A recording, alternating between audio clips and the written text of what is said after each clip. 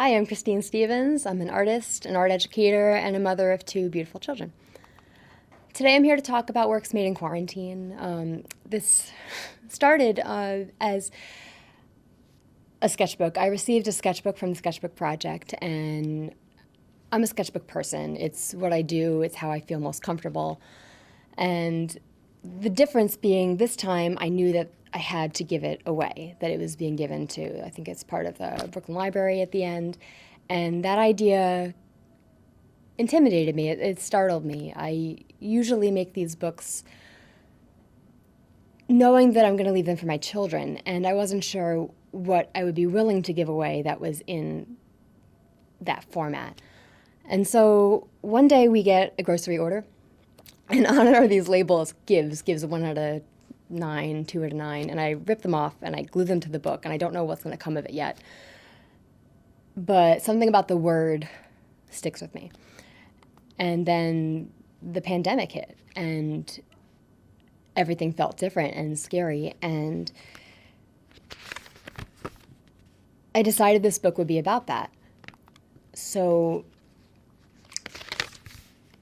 like a lot of families, we were struggling. We were juggling our jobs and watching our 2 young boys and newly navigating virtual teaching. And then early intervention services stopped for my son. And Parker is autistic.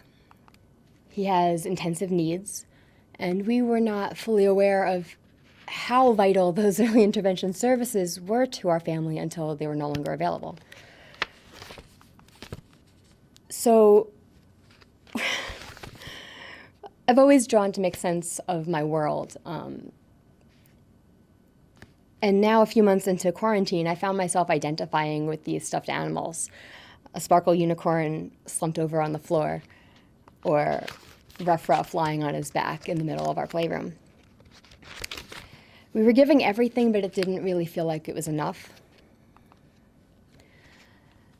Birthdays went celebrated in a non-typical way. Weddings were canceled, and everything just felt strange and scary. Thankfully, early intervention services resumed, and we were able to grow and learn alongside Parker, and that was a great experience.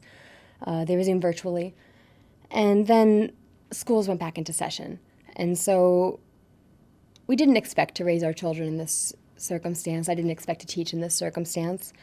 We were thankful things were reopening, but we were cautious. We had no idea what to expect. So I drew to focus, to calm myself, and in October, I began following my daily drawing prompts, and this year had been so isolating already, I decided, what could I do to use my drawings to connect? So I started experimenting. Instead of drawing scenes from my home, I started collaging my imagery. I began to think of them as poems. What happens if I can just get past this roadblock? What's beyond the reach? What's on the other side? How can we persevere? How can we stay afloat? How can we keep going? I began to use these windows as frames into my mind, into the situations that were happening. And here I am questioning, how can we protect ourselves, our children, and still press forward? Then one day the prompt is hope. And on this particular day, there were dragonflies flying above me and helicopters in the distance, and I started thinking how incredible it is. And I decided that I want to do something hopeful. I want to do something positive with my efforts. And so I start collaging them and drawing them, and I use these drawings in order to raise money for the new interdisciplinary school. They were sold. We managed to raise close to $6,000 in the selling and completion of these drawings. This is the last one in the series, Stick a Fork in Me. Done. And I'm using this process now in my own work. It's a gratitude series made for and about the people that I love, the people that have been there for me through all of this. And if you'd like to catch up and make some artwork together, you know how to find me.